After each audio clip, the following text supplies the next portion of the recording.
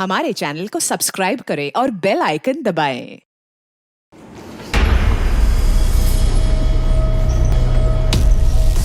कोई धीरेन्द्र राय जाए सर, 3 गोली लगी है। हाँ, ले गए ऑपरेशन थिएटर। हाँ जी सर। हाँ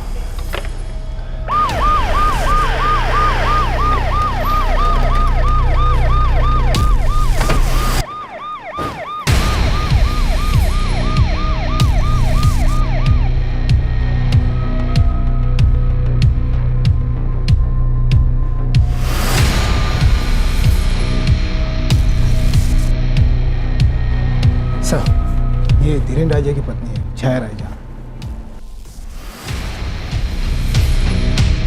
मिसेस सहेजा, आपको कुछ आइडिया है कि आपके हस्बैंड पर गोलियां किसने चलाई होंगी? सर मुझे कुछ नहीं पता, मैं तो अब तक उनसे मिल भी नहीं पाई हूँ, अंदर है वो। इन्होंने ही फोन किया था मुझे कि गोली लगी है, हॉस्पिटल जा रहा हूँ। छाया, मैं LNC हॉस्पिटल जा रहा हूँ, तुम जल्दी से वहाँ पहुँचो। क्या हुआ? हॉस्पिटल क्यों जा रहे हो तुम? छाया प्लीज, मैं तुमसे बात नहीं कर पाऊंगा, मुझे गोली लगी हुई है, तुम प्लीज जल्दी से आ जाओ। आपका कहने का मतलब है कि गोलियां लगने के बावजूद आपके हस्बैंड खुद ड्राइव करके यहाँ तक आए? सर इसके अलावा तो मुझे कुछ भी नहीं पता। सिस्टर, पेशेंट कैसे? अभी कुछ कहना मुश्किल है, एक गोली तो हमने निकाल दी है। एक्सक्यूज मी, मुझे ब्लड लेने जाना है।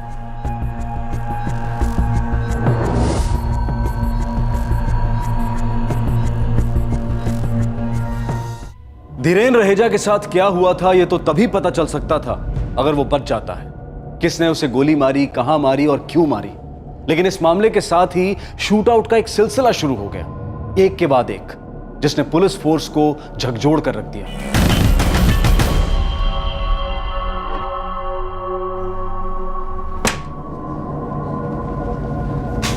डॉक्टर साहब कैसे है वो? उनकी हालत अभी स्टेबल है, हमने सारी गोलियां निकाल दी हैं। क्या मैं उनसे मिल सकती हूँ सर? हमें भी उनसे कुछ बात करनी है। देखिए, आधे घंटे के बाद हम उन्हें ICU में शिफ्ट कर देंगे, उसके बाद आप लोग मिल सकते हैं। Excuse me.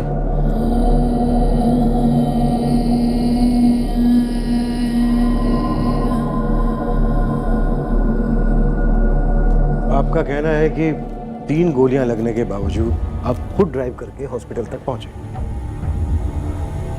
आसपास मदद के लिए कोई नहीं था, ऐसा नहीं करता तो शायद वही मर जाता। कहाँ हुआ था ये?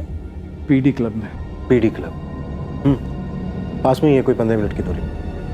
एग्जैक्टली क्या हुआ? वहाँ मेरी एक क्लाइंट मीटिंग थी।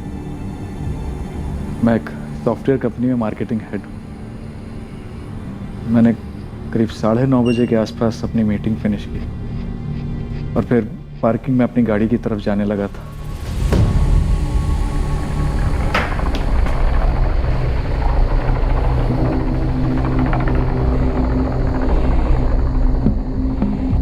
एक्सक्यूज मी, ये LNC हॉस्पिटल कहाँ पड़ेगा भाई साहब? LNC, आप यहाँ से बाहर निकलिए, राइट लीजिएगा, 2 सिग्नल के बाद लेफ्ट लेंगे, 10 मिनट पे आप LNC हॉस्पिटल पहुँच जाएंगे। Thank you.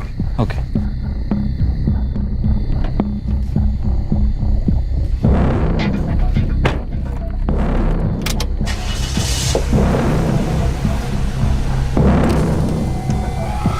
भाई साहब, ये LNC हॉस्पिटल कैसे जाए?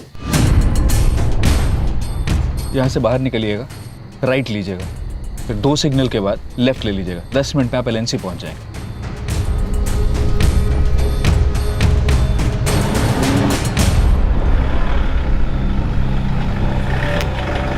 भाई साहब, मुझे LNC हॉस्पिटल जाना है, क्या आप रास्ता बता देंगे?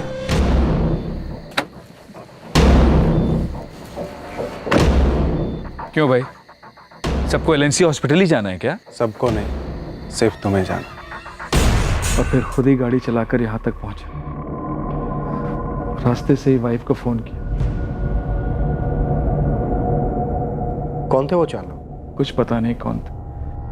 पहले तो मुझे लगा कि वो वाकई में पता पूछ रहे, लेकिन जब तीनों ने एक ही सवाल पूछा तो मुझे कुछ गड़बड़ लगी। सब LNC हॉस्पिटल का ही पता क्यों पूछ रहे? मिस्टर रहेजा, इससे पहले कभी आपको कोई धमकी मिली थी, कोई एक्सटॉर्शन थ्रेट? नहीं सर, मैं एक ऑर्डिनरी वर्किंग मैन हूँ, किसी से कोई दुश्मनी नहीं। कहाँ से आए थे, क्यों आए थे, कौन थे, कुछ पता नहीं है सर। आप उनका हुलिया बयान कर सकते हैं, हमें स्केचेस बनवाने होंगे। मैं ज़्यादा कुछ बयान नहीं कर पाऊँगा, जरा सा देखा था उन्हें और फिर गोली लग गई। इतना ज़रूर बता सकता हूँ कि उन सबकी उम्र 25 से 30 के आस रही होगी। एक्सक्यूज मी, पेशेंट को भी आराम की ज़रूरत है, आप लोग प्लीज़ बाहर जाइए।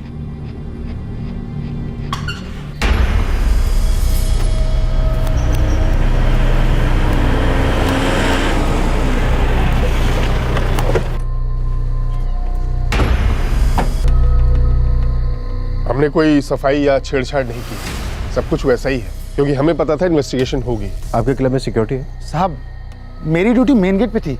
ये सब इधर हुआ। जब मैंने गोलियों की आवाज़ सुनी तो इधर आया और उन्हें मोटरसाइकिल पर भागते हुए देखा।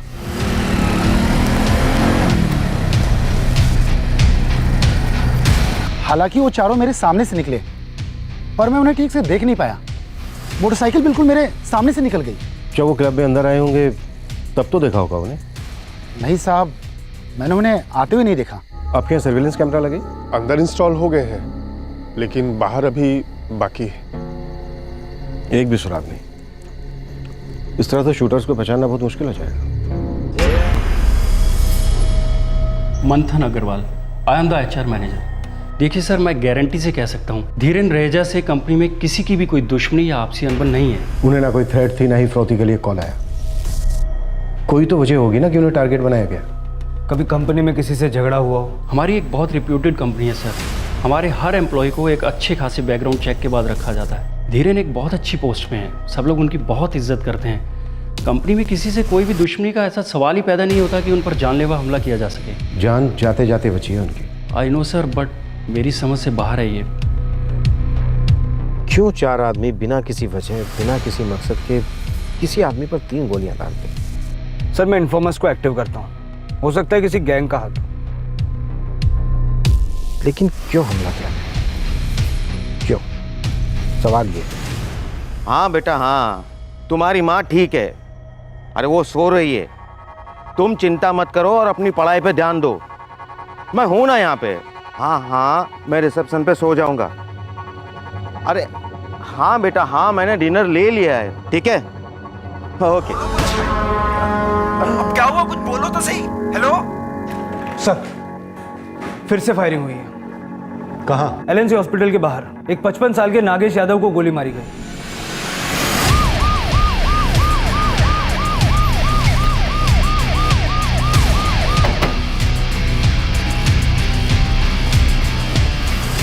वो बच गया साहब, अभी कहाँ है? ICU 2 में। और वैसे सर गोलियां निकालनी थी। बेटा अपनी अम्मा को कुछ मत बताना। ओके पापा। नागेश यादव जी? मेरी माँ अस्पताल में है सर, और मेरे डिपार्टमेंटल एग्जाम चल रहे हैं अभी, तो इसलिए पापा ही माँ की देखभाल करते हैं।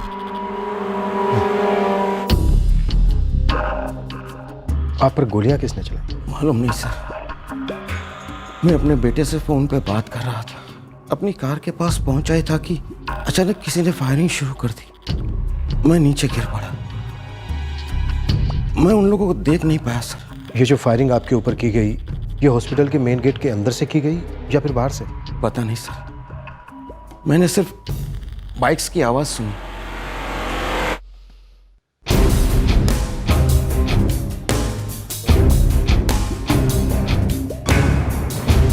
पापा को याद ही नहीं उन लोगों ने कहाँ से फायर किया। सर, वो यहाँ पर पड़े हुए थे और उनका मोबाइल वहाँ पर। उन्होंने कहा कि वो लोग बाइक्स पर थे। सर, उन्हें गोलियां चलने के बाद बाइक्स की आवाज सुनाई दी थी। तुम्हारे पिताजी को किसी ने कोई धमकी दी थी? उन्हें कोई क्यों धमकी देगा? मेरे पापा इंश्योरेंस कंपनी में काम करते हैं, उनकी किसी के साथ क्या दुश्मनी होगी? फिर भी कुछ लोग तो थे जिन्होंने गोलियां चलाई। क्यों? सर, सेम गैंग के 4 लोग भी। धीरेन से उन्होंने LNC हॉस्पिटल का रास्ता पूछा और नागेश को LNC हॉस्पिटल के ठीक सामने गोली मार दी। इनके बीच कोई कनेक्शन तो नहीं? कनेक्शन? आप कहना क्या चाह रहे हैं? इन दोनों शूटआउट्स के बीच LNC हॉस्पिटल कॉमन। पहले शूट किया गया, फिर उनको हॉस्पिटल लेकर आए। जाहिर सी बात है कि किसी भी घायल को हॉस्पिटल ही लेकर आया जाता है, और LNC इस एरिया का सबसे फेमस हॉस्पिटल है, इसलिए उनको यहां लेकर आए।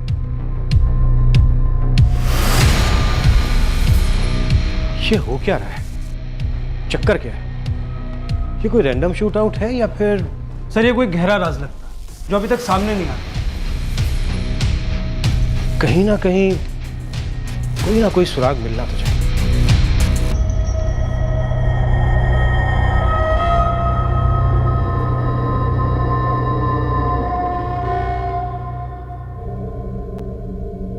क्यों मुस्कुरा रहा है? हैं? क्यों मुस्कुरा रहा है? Sorry sir. हाँ, सॉरी बोलना अच्छी बात है। चल फुट यहां से, फुट। आइंदा अपनी शक्ल मत दिखाना मुझे। चल। जी जी साहब, सलाम।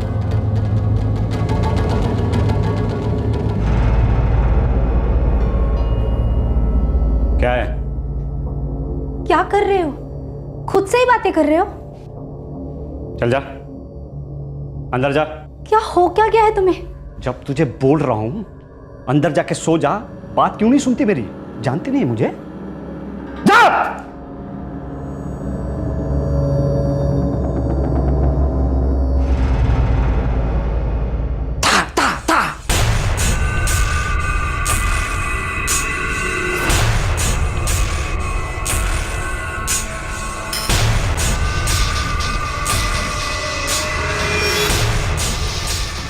साला दहशत मचा के रखी है। बाइक पे आते हैं, धाए गोली बरसाते और निकल लेते हैं। हमने तो सुना है भाई, जो सामने पड़े ये उसी गोली मार देते हैं। अरे जीना मुश्किल हो गया है, पुलिस के हत्थे भी कुछ नहीं चल रहा। निशाने पे लग रही है गोली, फटे गई है सबकी। अरे हाँ रेखा, हाँ संभाल कर आऊंगा।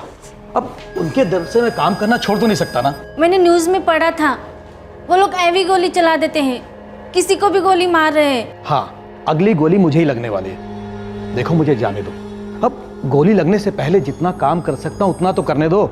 शुभ शुभ बोलिए, वरना मैं पूरे दिन डरती रहूंगी। देखो मुझे कुछ नहीं होगा, और वैसे भी पुलिस आज उन्हें पकड़ने वाली है, तुम बिल्कुल बेफिक्र रहो। हम एकदम अंधेरे में हैं और पूरा शहर दहशत में। सर इन लोगों को पकड़ने में हमने कोई कसर नहीं छोड़ी, पर अभी तक कोई सुराग हमारे हाथ में नहीं। सिर्फ इस्तेमाल की गई गोलियां ये इशारा करती है कि ये सेम लोगों का काम है। इनमें से एक गैंग जरूर इसमें शामिल है। सर हम चौधरी गैंग और जोगराज गैंग पर जांच कर रहे हैं। जितना जल्दी हो सके पकड़ो उन हत्यारों को। जब तक ये राज बना रहेगा शहर में डर बढ़ता रहेगा और हम पर उंगलियां उठती रहेंगी। बार बार यही सुनने को मिलेगा कि पुलिस हाथ पर हाथ धरे निठल्ली बैठी। रंजन चौधरी पिछले 3 महीने से जेल में ही है, लेकिन चौधरी का गैंग तो काम कर ही रहा होगा ना।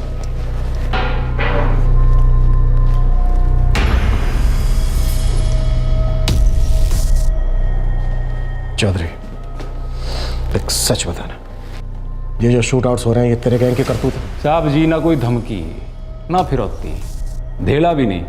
हमारा गैंग ऐसे फालतू काम ना करता। जब पैसे ही नहीं तो गोली क्यों कर बर्बाद करें? तो फिर क्या है जोगराज गैंग का काम? मन नहीं लगता साहब जी, कोई पेशेवर बिन पैसे के गोली क्यों चलाएगा? बेमतलब गोलीबारी। क्या ये गोलीबारी सही में बेमतलब हो रही थी, बिना किसी वजह के हो रही थी? पुलिस इसका सुराग ढूंढने में एड़ी चोटी एक कर चुकी थी, लेकिन कुछ भी सामने नहीं आ रहा था। एक सिरा भी हाथ नहीं लग रहा था जो शूटआउट्स के मकसद तक पहुंचा सके, और शूटआउट्स रुकने का नाम ही नहीं ले रहे थे।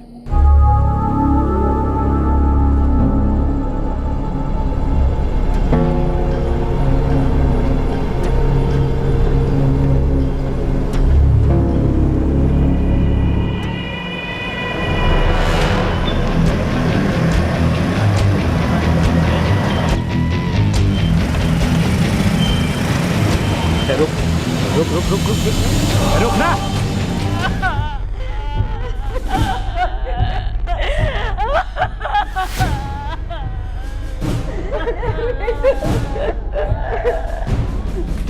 मैंने तो हफ्तों पहले कहा था कि मेरे देवर इनकी जान लेना चाहते हैं, लेकिन आप लोगों ने कुछ नहीं किया।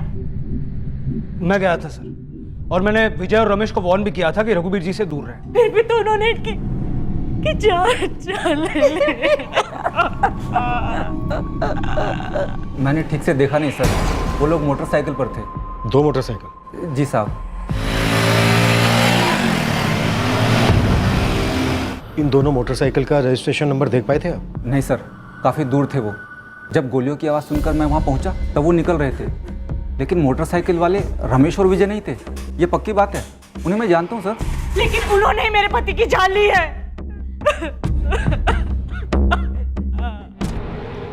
विक्रम जी, इन दोनों भाइयों को हिरासत में लो।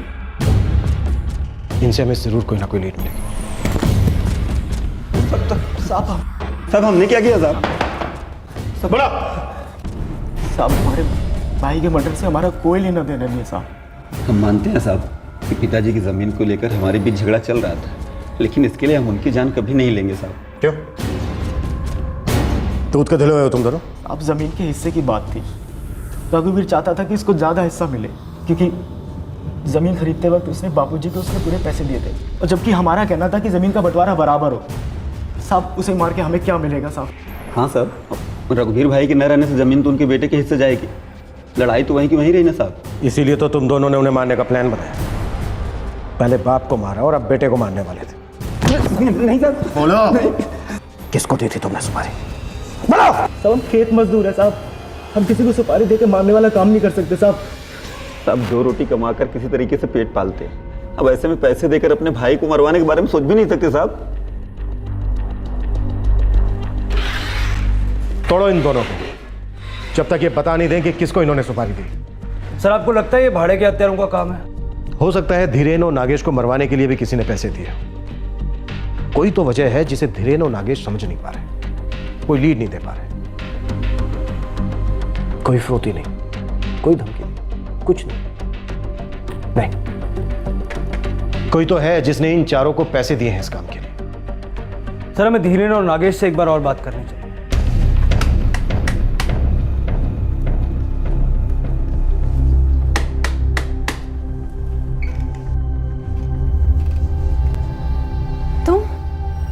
इतनी रात को?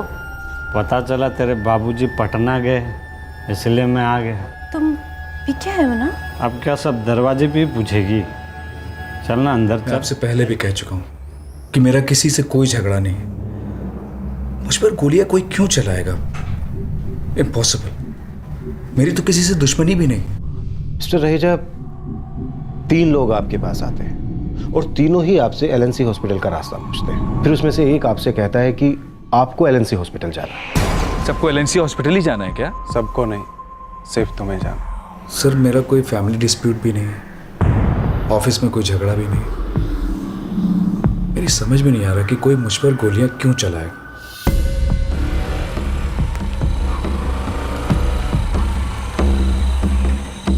सलाम सर। साहब, जितना हो सकता था सब खोल डाला। इसमें ना चौधरी गैंग का हाथ है ना जोगराज गैंग का। कोई और गैंग हो सकता है जिसका अभी हमें पता ना हो? साहब, ऐसा होता तो 2 सेकंड में बात फैल जाती। वैसे अजीब बात है कि बेवजह लोगों को गोली मारी जा रही है। कौन हो सकता है? साहब, सारे के सारे पंटर को हिरासत में ले लीजिए आप। अगर शूट आउट रुक गया तो समझिए उनमें से कोई है।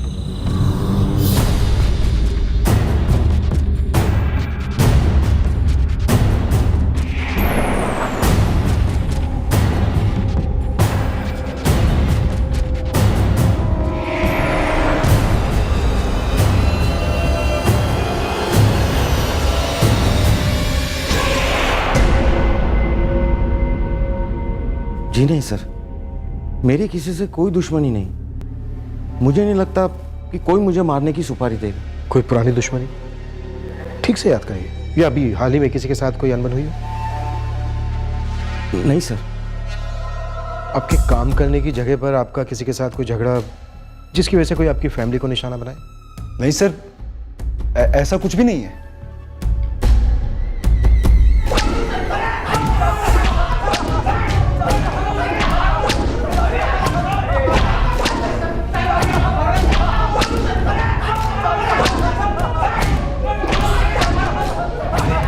साहब, बीवी बच्चों की कसम साहब ने कुछ नहीं किया साहब। हम सच कहते साहब, हमने किसी को सुपारी नहीं दिया साहब। एक बार फिर से सोच लो, अगर झूठ बोला ना तो इधर ही नरक के दर्शन करा दूंगा। साहब, हम सच कह रहे हैं साहब, आप हमारी बात सुनिए साहब।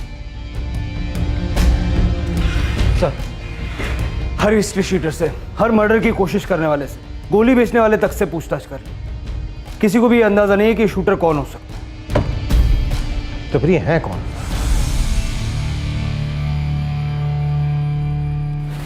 माँ मैं स्कूल जा रहा हूँ।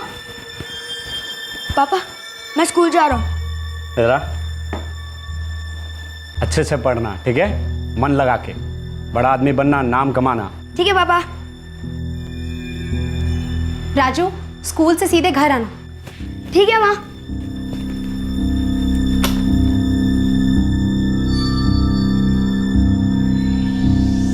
आप काम पे जाना कब शुरू कर रहे हो? घर चल रहा है ना? अच्छे से चल रहा है ना? आप रोज रात कहाँ निकल जाते हो? काम पे। किस काम पे? एक सवाल का जवाब दे दिया तो सवालों की झड़ी लगा दी तूने। आप कहीं फिर से उस औरत के चक्कर में तो नहीं पड़ गए? बंद रख अपना जुबान, ठीक है ना? फालतू के सवाल मत कर मुझसे। चल अंदर जा।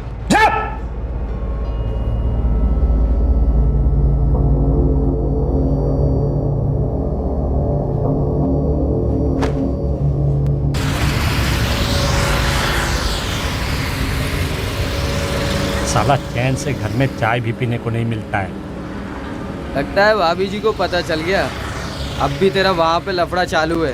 अरे नहीं बे, अगर भाभी जी को पता चल जाता ना तो बलराज को घर पे ही गोली मार देती। पता चले तो चले, क्या फर्क पड़ता है? और सुन, हम उनमें से नहीं है जिनकी अपनी बीवी से फटती हो।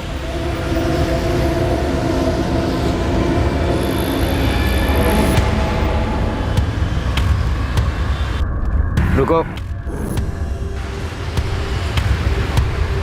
गाड़ी पीछे लो।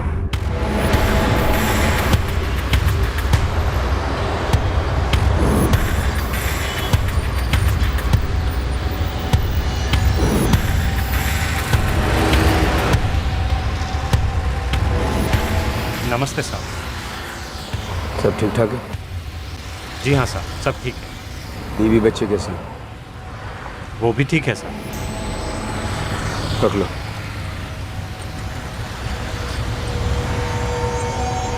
सलाम सर।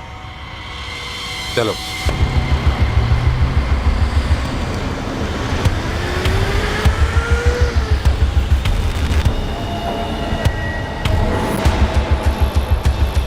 आज रात को कुछ करना है।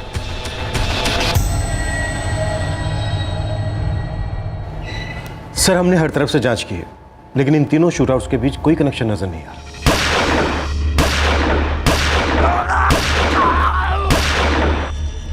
बस एक है, तीनों के तीनों विक्टिम्स को एलएनसी हॉस्पिटल ले जाया गया था। क्योंकि घायलों को अस्पताल ले जाना होता है और एलएनसी हॉस्पिटल शहर का टॉप हॉस्पिटल। 3 शूटआउट्स, 2 लोग बचे, 1 मरा और हत्यारों का अभी तक कोई सुराग नहीं। हत्यारे भाड़े पर लिए गए हो ऐसा लगता तो नहीं है सर? समझ में नहीं आ रहा। ना कोई धमकी, ना कोई फिरौती। तो क्या हमारे सामने ऐसे शूटआउट्स हैं जिनका आपस में कोई लेना देना नहीं? ये क्या किसी साइकोपैथ या दिमागी तौर पर बीमार आदमी का काम है? सर मैं कई लोगों से बातचीत कर रहा हूँ, कुछ पुराने साइकोपैथ केसेस भी देख रहा हूँ, शायद कोई कड़ी मिल जाए। जल्दी करो, हमें ये केस जल्दी सुलझाना है। इससे पहले किसी पर जानलेवा हमला हो, कोई अपनी जान से हाथ धो बैठे। बस।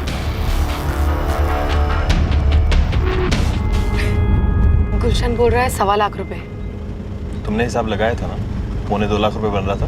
हाँ विक्रम, मैंने हिसाब लगाया था। मैंने वहाँ 1.5 साल काम किया है। अगर सारे इंसेंटिव जोड़ो तो 1.25 लाख ही बनता है। तो ठीक है ना, उसे 1.25 लाख ही देने होंगे।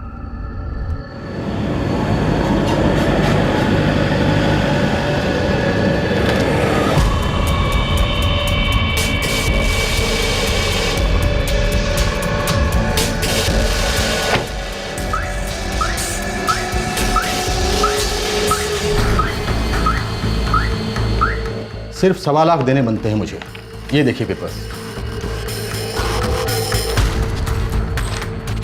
अच्छा, तो आपने हिसाब किताब अपने हिसाब से बनाया? यही मैंने देने का वादा किया था। गुलशन जी, इस पे मैंने अग्री नहीं किया था। मुझे तभी अपना रिटर्न अग्रीमेंट बनवाना चाहिए था। देखिए, आप मेरी वाइफ के साथ चीटिंग कर रहे हैं। ये बिल्कुल कोई चीटिंग नहीं है, इतना ही बकाया बनता है इनका। ये आपको चाहिए तो मैं भी दे देता हूँ। मैटर यहीं खत्म कर दो। अच्छा, तो आप हमें धमकी दे रहे हैं? लेना तो लीजिए, नहीं तो जाइए। जी नहीं, मैं वाजिब बात कर रहा हूँ। धमकी तो उल्टे आप लोग दे रहे हैं मुझे।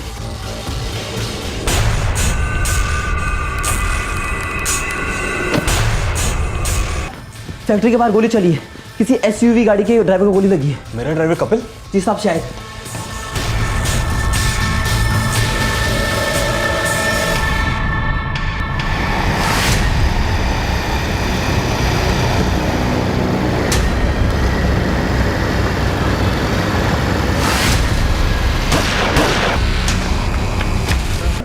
दो और शूट आउट्स में, एक फैक्ट्री के बाहर और एक बाईपास रोड। विक्टिम्स कहाँ पर हैं? LNC hospital.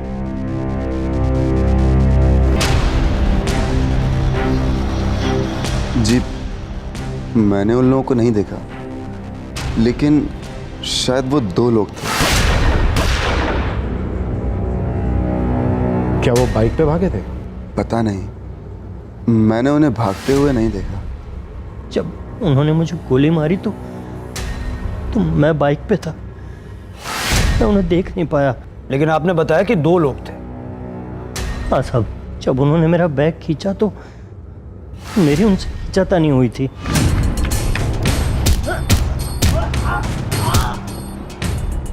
उन्होंने मुझे लात मारी और बैग लेकर भाग गए। बैग में क्या था?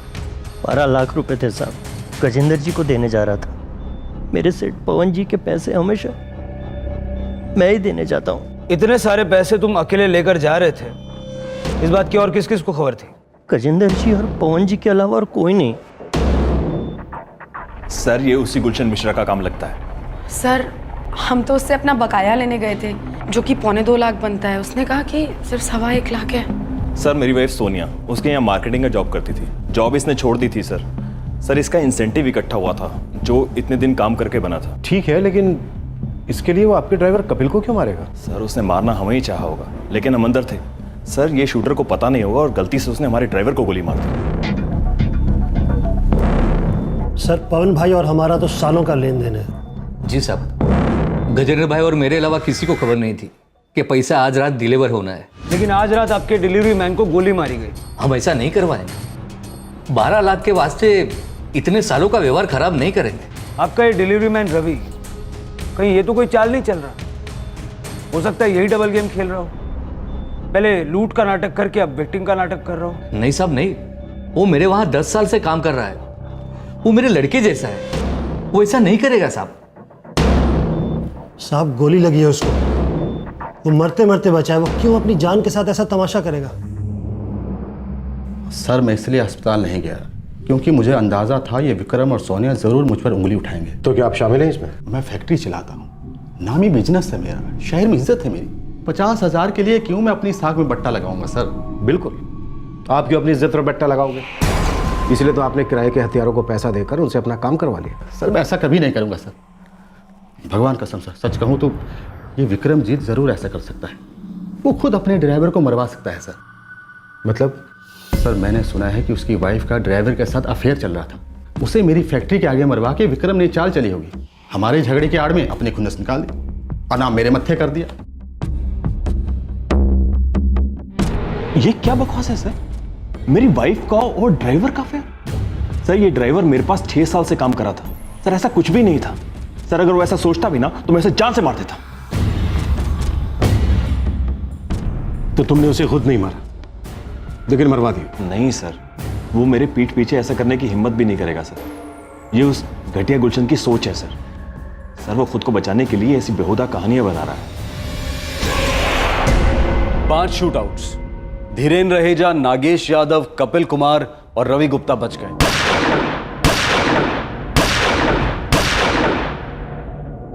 और एक रघुबीर नारंग मारा गया।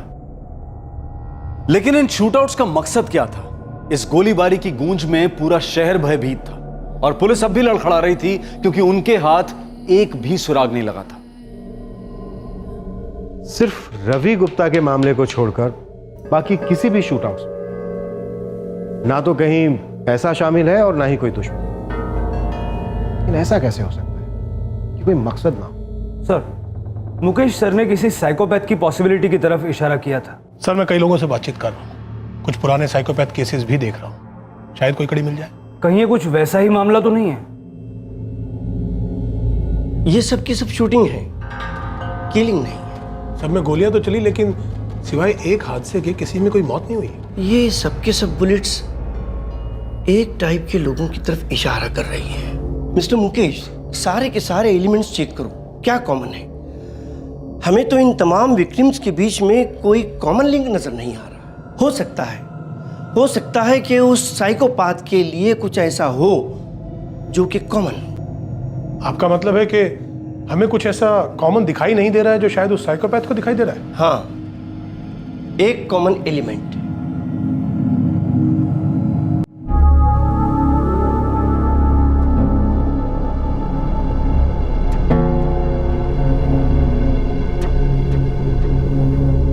मंथन, यार तुम HR मैनेजर हो, क्या कोई है जिसने तुमसे मेरे खिलाफ कभी कोई कंप्लेंट की हो?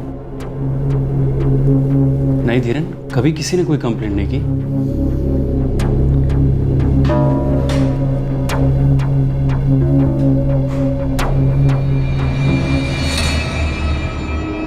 मंथन, मैं और तुम इतने सालों से कंपनी में काम कर रहे हैं।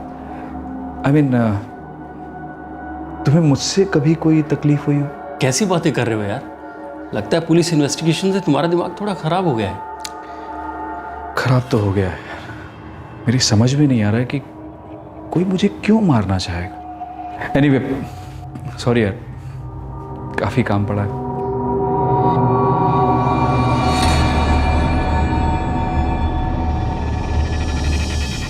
सर, अभी तो हमें यकीन होता जा रहा है कि ये जरूर किसी साइकोपैथ का काम। तुम्हारा मतलब ये चारों के चारों जो देखे गए दिमागी बीमार हैं? मतलब ये एक साइकोपैथिक गैंग है? हो सकता है सिर्फ इनका लीडर हो साइकोपैथ। या सर ये हो सकता है कि ये चारों के चारों किसी साइकोपैथ के प्यादे हो, किसी पागल की कठपुतली। क्या सर, अभी तक हमें इन 5 शूटआउट्स में कोई कॉमन लिंक नहीं मिला है। तो ढूंढो लिंक, ढूंढो।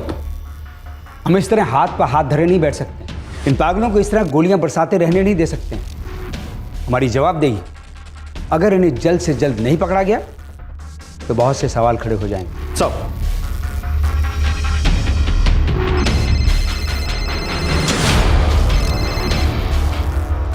हेलो, नमस्ते साहब, मैं बलराज बोल रहा हूँ। हाँ बोलो बलराज। साहब, कब तक ऐसे घर में बैठा रहूँगा? देखता हूँ बलराज, देखता हूँ, मैं कुछ करता हूँ। जी साहब।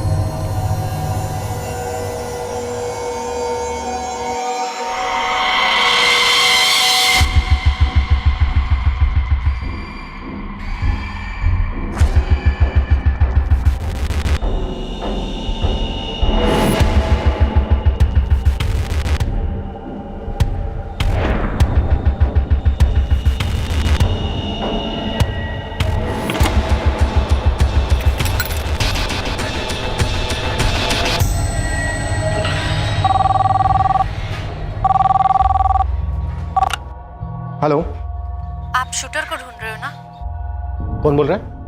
आप शूटर को ढूंढ रहे हो ना? हाँ, लेकिन आप कौन बोल रही हैं? वो आप में से ही कोई एक है। हम में से कोई एक? जी हाँ, आप में से ही कोई एक, आप ही के जैसा। हाँ, लेकिन आप... हेलो,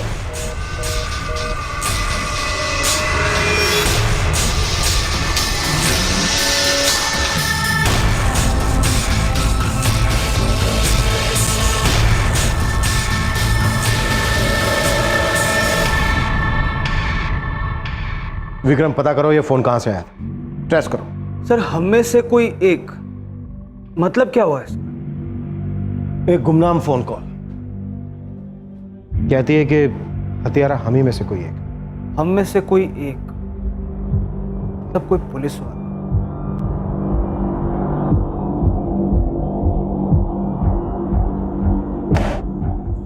सॉरी साहब, गलती हो गई साहब, देर हो गई। हाँ, गलती तो की है तूने। तुझे क्या लगता है माफ कर दूंगा तुझे? हैं? सॉरी साहब, आइंदा ऐसा कभी नहीं होगा साहब। हाँ, आइंदा ऐसा हो भी नहीं सकता है क्योंकि तुझे बर्खास्त किया जाता है। चल अपना थोपड़ा ले, फुट यहां से, फुट। जी साहब।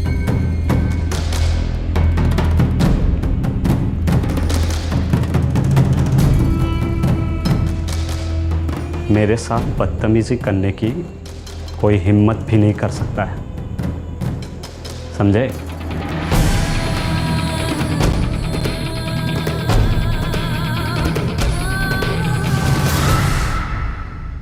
आखिर ये सब था क्या? कौन था ये बलराज? उन्हीं में से कोई एक। ऐसा एक गुमनाम फोन कॉल में एक औरत ने कहा था। उसका इशारा किसकी ओर था? उनमें से वो एक आखिर था कौन? पुलिस के हथियारों तक पहुंचने से पहले और कितने शूटआउट्स हुए? या फिर पुलिस उन तक कभी पहुंच ही नहीं पाई? क्या पुलिस को इनके बीच का कोई तार मिला जो कि तहकीकात के सिरों को जोड़ पाए और जिससे कि असल हत्यारों का कोई सुराग सामने आए? कल रात हम आपको दिखाएंगे इस केस का दूसरा और आखिरी भाग। आपसे फिर मुलाकात होगी क्राइम पेट्रोल सतर्क में। तब तक अपना ख्याल रखें, सुरक्षित रहें और याद रखें, सही वक्त सही कदम, सतर्क रहें। जय Hind. For more updates, subscribe to our channel, click the show links and enjoy watching the videos.